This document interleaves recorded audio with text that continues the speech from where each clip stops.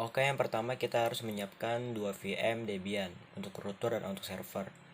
Kita pertama konfigurasi jaringan di bagian router memakai 3 adapter, yaitu NAT untuk menghubungkan ke internet, adapter kedua jaringan internal, dan adapter ketiga Ozone adapter. Dan untuk server, jaringannya memakai 2 adapter, yaitu NAT atau bridge untuk menghubungkan ke internet, dan adapter kedua yaitu jaringan internal.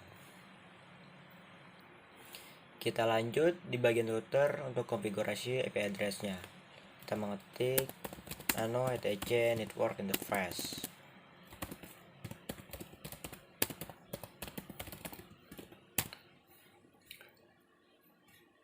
Lalu di bagian adapter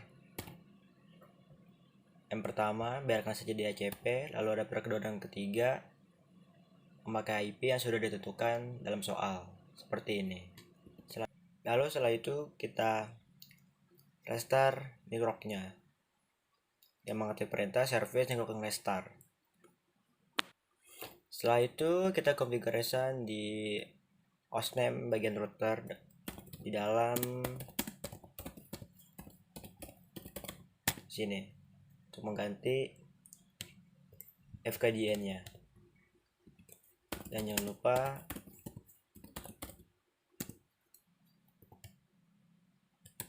dan mengganti IP yang sesuai di adapter kedua. Setelah itu kita pindah ke konfigurasi server. Lakukan hal yang sama seperti yang di router tadi. Yang pertama kita konfigurasi di bagian IP-nya terlebih dahulu. IP-nya sudah ditentukan di dalam soal. Setelah itu kita restart networking-nya.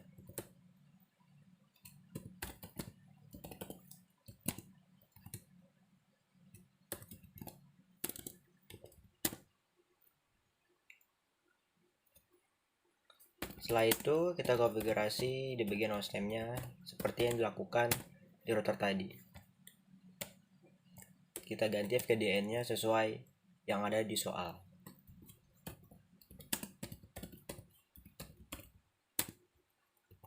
Karena memakai IP yang sudah dikonfigurasikan tadi.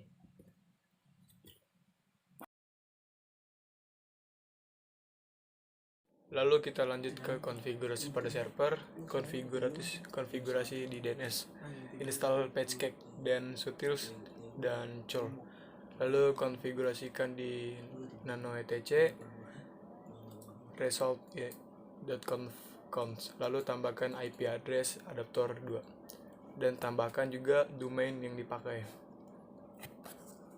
Lalu selanjutnya kita konfigurasi web server. Install PatchCake Apache 2 dan Beans 9.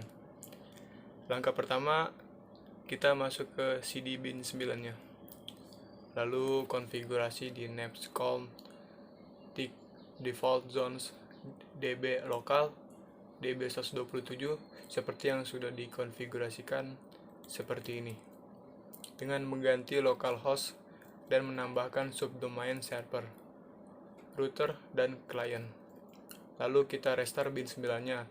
Setelah itu cek apakah yang sudah kita konfigurasi bisa atau tidak dengan memakai perintah ns lookup.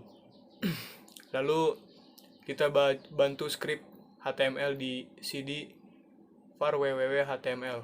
Lalu kita backup dulu yang file aslinya. Setelah itu buat script HTML dengan seperti ini. Lalu masukkan perintah nano etc apache 2 site available dan kita buat direktur yang baru. Lalu kita masuk ke direktori yang sudah dibuat tadi dan tambahkan server name dengan domain kita.